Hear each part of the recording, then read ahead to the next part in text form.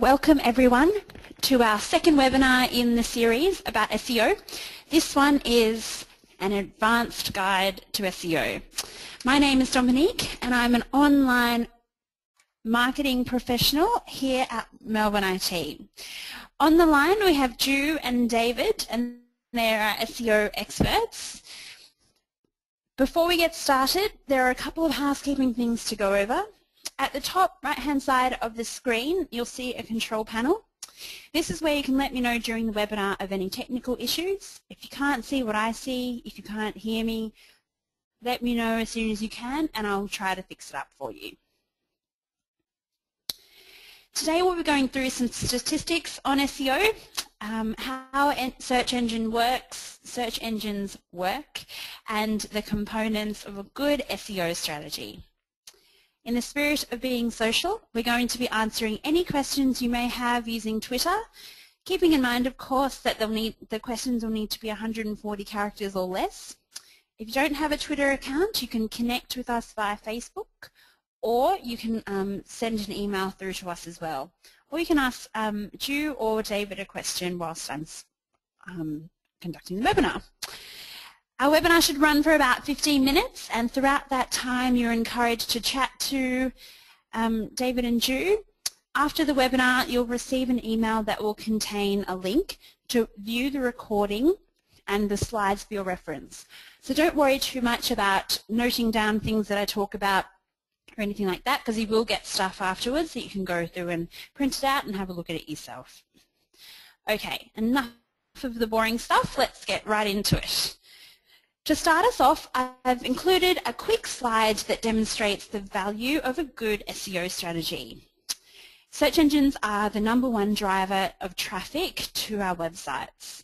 So 82.6% of internet users search engines to find information online, while a whopping 93% of online shopping experiences begin with a search engine.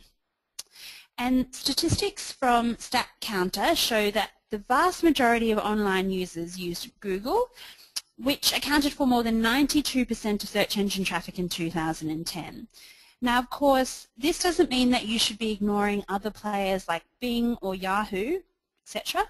But if you do have limited resources, it might be an idea for you to prioritize Google, get that one right, and then look to optimize for the other search engines. Alright, so how exactly do search engines work? Now, we did go through this last time in the first part of this series, but I'll go through it again for you in a little bit more detail. Basically, search engines use programs called spiders or bots to search the internet and to document their findings. They'll go through a web page and they'll analyze or crawl through it. One thing you have to remember about spiders is they don't actually see a page the way we would. So they don't see images, they don't see the layout, etc. Instead, the program looks at the HTML code and the structures to make sense of it. Now, if you've never seen HTML code, you'll see some today, so don't worry. I'm going to go through the same example we went through last time, and just for the sake of consistency, so you can see how they implement these next tips we're going to talk about. So the program, or the bot, moves from one page to the next page that links to it, and it continues to crawl through until it indexes every page. After it's done that, Google has an algorithm, or just sort of a formula, you can call it, to rank your website based on the relevance and the authority. And there are a number of factors as well which determine the way or how the website's ranked. And the 4 C's are a really good start. So code, content, connections, and conversions. Search engines like clean HTML coding in the back end. They want to know how, they want your site to have unique and relevant content. They want to know how many websites are linked to you and who you're linking to as well. And the conversions metric is really about how many people visit your website, how long they stay on your website, whether they continue to browse or if they navigate away quickly. So the next slide is a more in-depth way of looking at the algorithms. So this changes all the time. This one was taken at 2010, so I know it has changed a little bit since then. But basically it's a good start. I mean, it does demonstrate to you how in-depth it can be, the way that they do rank these our sites. So it's not, you know, half of this and half of that. It's really quite in-depth. And there's lots of different things that you have to think about. Now I've got a pyramid here, and it shows you all of the different things that you need to do. A good way to start is to go from the bottom and work your way up. So get the foundations right, and then you go into the next level. So to lay the foundation, the first level is to have unique content on your website, to link pages internally, make sure your website's structured well, and that people and search engines can access all of the pages. And these are all of the points that we talked about last time. So we're going to go through them again today. And the next level up is to research the keywords that you want to target. Make sure you fill out all the titles and the meta descriptions for the pages, and that you use headings on each page, or heading tags. And we're going to go through that today as well.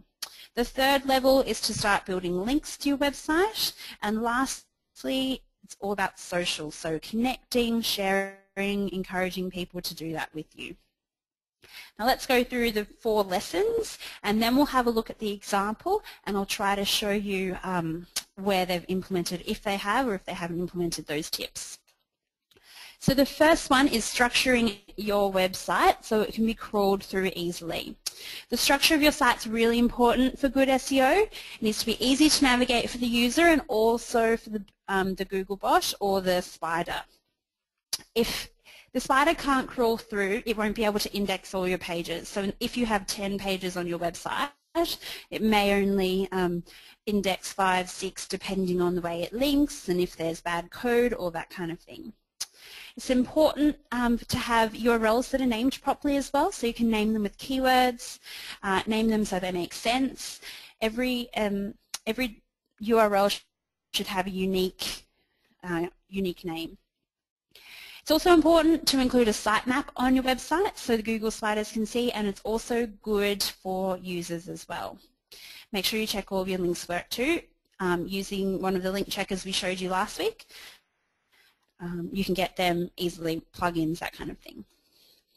Lesson number 2 is having relevant content. Now I go on and on about relevant content, but it's really important. It's one of the most important things for a reader, for engagement, all that kind of thing for SEO. You need to have rich, keyword-rich content, not too many keywords, don't cram them in. You need to update it regularly, your content should flow. You know, you should write for the reader and make sure it's updated. I can't stress it enough. I could, you know, go on about content all day. Lesson number 3 is including headings in every page. Now this one's a little bit trickier, a little bit more technical. Headings are, so if you can see on the right hand side, H1, H2, all that kind of thing. Basically that's just code. It's a way for you to structure your website. So when search engines scan through your website, they look for clues to determine exactly what your page is about. This is why headings are so important, not only making your website easier to digest for a reader, but also so that the search engine kind of knows what you're talking about. In the coding, there are different levels that are assigned to different headings. So H1 is usually a really important heading, and it has a little bit more weight than the others. There's also heading 2, heading 3. I'll show you this in the example so you know what I'm talking about. And lesson number 4, the last lesson, is titles and meta descriptions. Now don't worry too much about, you know, the technical words meta descriptions. Really it's quite simple. Titles are what you name each page, and it's the blue highlighted link. When you search for something and it comes up with a blue link that you click on, that's the title. Underneath the black text is the description for that page. So that's basically it. And I'll show you now what it's like in real time. Let's have a look. Here's one I prepared earlier. So this is skiing in New Zealand, just like last time, and we'll go up and have a look, and we'll go through the lessons, and I'll show you what they do here. So the first one is structure. So you have to look at navigation. Is it clear? Is it easy to use? Have a look at the destinations, for example. It's got all of the different islands, North Island, South Island. It's set up really well. You know, there are lots of things to do. It's all consistent, so you can see that skiing is named skiing in things to do, and that's what we're doing here. Most of the links work, so I'll show you the link checker again, those of you that weren't at last time.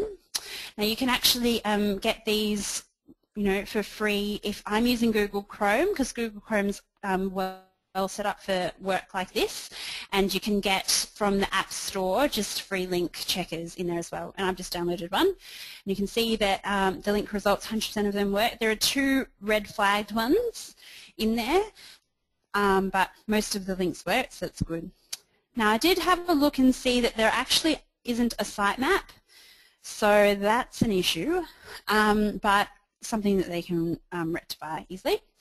And there are keywords in the URL. So up here you've got the keyword, and you can see that this is the same in the green, the same URL they use up there. Now have a look at content. We've looked at their content before, but you know, it's well written, flows, it's keyword rich. Now let's have a look at headings. I'm going to go over to destinations because I know they have a heading 1. We're going to pay attention here. We're going to right click. So I'm using Google Chrome. We're going to right click and we're going to inspect the element. So you hover over the element you want to inspect, and you inspect element. And you can see here that the word destinations is in between a heading 1 tag. So H1, H1. And they've also, I'll show you another type. This looks like a heading. Inspect element. Yep, it's a heading 3. So this really shows that there's a hierarchy on that page. It shows you that this is, it tells the Google what they need to look for. Okay, now the last thing is the titles and the descriptions. We go back over to Skiing New Zealand. I'm just going to quickly refresh that page, get rid of this, the link checker. So you can see here, this is the title of the page. If I hover over it, just give it a minute, hover over it, it says Skiing in New Zealand, things to see and do in New Zealand. Now if we go over to Google, that's exactly what the title is. So this is blue, it's purple at the moment because I clicked on it. But they've also, and down here is the description. Now let's have a look to see if this is in a meta description. So what you have to do is we're going to right click and we're going to view page source. I prepared it earlier. I've gone Control F to find the description. Meta name equals description. If we look at it in the highlighted orange, meta name equals description, content, blank. So I actually don't have a meta description for this page. Now, you can see another way of showing you this is the first 131 characters. So here, read through that. They are the 131 characters that are underneath the link in Google. So, I mean, they're lucky because it does actually say exactly what you want. You know, they've worded the content well, but they really should have a meta description for that page.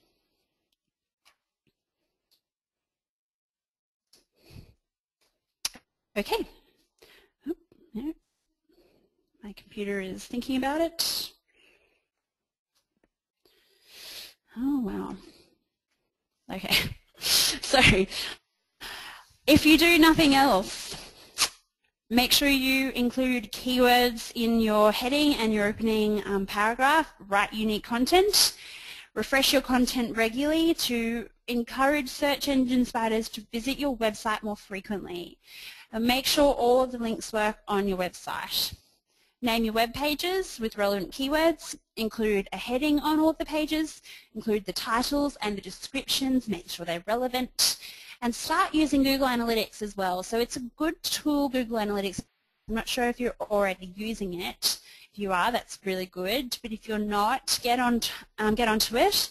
You can track where the visitors are coming from, how long they stay on your website, the keywords they use to get there, that kind of thing. It's a really good tool. It's really interesting if nothing else. Now the last thing to think about is whether or not you do it yourself or you hire someone to do it for you. Now there's a quick outline here of the the pros and cons, whatnot, of each thing. I'm not going to go through them because you'll get a copy of these slides so you can read it at your own time. What I will say though is that anything to do with SEO does take time and it does take skill. You do need to know how to code, you do need to know the back end of your website and all that kind of thing. Getting links can be difficult, so you need to look at whether or not it's a good strategy for your business and then how you're going to tackle it. Okay, that brings us to the end of our webinar today. I really hope this information was helpful and that you've taken away a few key tips on SEO so you can work out whether or not this is the right thing for you. And like last week, we've got a special offer for all of the attendees. We're offering the benchmarking reports for you, so you can benchmark yourself against a competitor to see what your SEO is doing and what their SEO is doing, so how they rank on different parts of SEO. It's really interesting.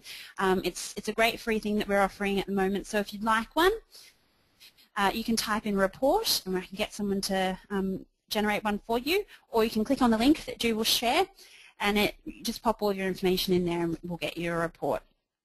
So, if you'd like any more tips on SEO, you can always visit our blog as well, melbourneit.com.au/blog. And we've always got stuff on there about website design and SEO and everything. So thank you so much for attending, and I hope to speak to you again soon.